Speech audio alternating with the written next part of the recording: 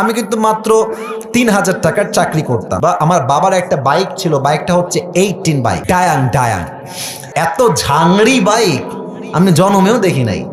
Start দিয়ে এখান থেকে যাই 1 কিলো গিয়ে আবার বন্ধ হয়ে যায়, ওখানে গিয়ে আবার এমনে ঝুঁকাই, তেল আছে তাও চলে না।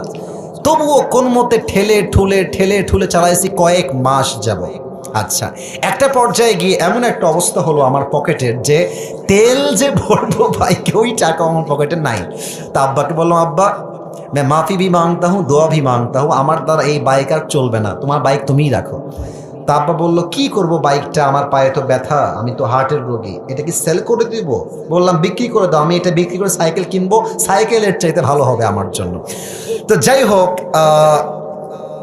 বাইকটা বিক্রি করব ভাব, মানে এটা এইভাবে কখনো আমি আগে কোনো মাহফিলে বলি নাই, এতটা ব্যাখ্যা দিয়ে বলি নাই, আজকে বলছি বাইকটা বিক্রি করে দিব অভাবের জন্য।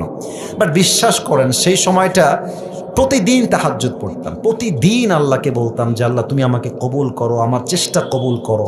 আর আমি দুইজনের ওয়াজ খুব বেশি শুনতাম, এক আজহারের ওয়াজ শুনতাম খুব বেশি, আর একজন আমি আল্লামা দেলোয়ার হোসেন সাঈদীর ওয়াজ খুব বেশি শুনতাম সেই সময়ের কথা। It has been 3 years or maybe 4 years back, 3 বা 4 বছর আগের কথা।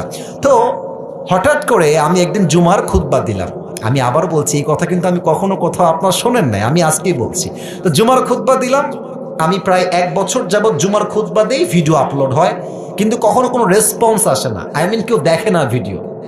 এই 10টা-20টা লাইক পড়ে, 2-1জন কমেন্ট করে মাশাআল্লাহ, আমি তাতেই খুশি, আলহামদুলিল্লাহ, 2-1জন দেখলে আমার জন্য এনাফ, বা আমার খুশি কারণ হয়ে যাবে। তো আমার মনে আছে হঠাৎ করে একটা ভিডিও আপলোড হলো আমাকে নিয়ে, মাশাআল্লাহ, ভিডিওর টপিক খুব ভালো ছিল, লাখ লাখ রিচ হয়ে গেল, একদিনেই মনে করেন যে 10-20 লাখ মানুষ দেখে ফেললো সেই ওয়াজটা।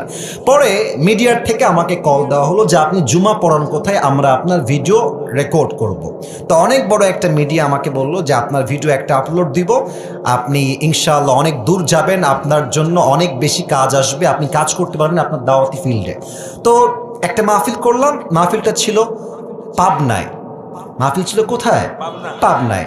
তো পাবনায় গেলাম, আমি হলাম 3 নাম্বার বক্তা, দ্বিতীয় বক্তা না, 3 নাম্বার।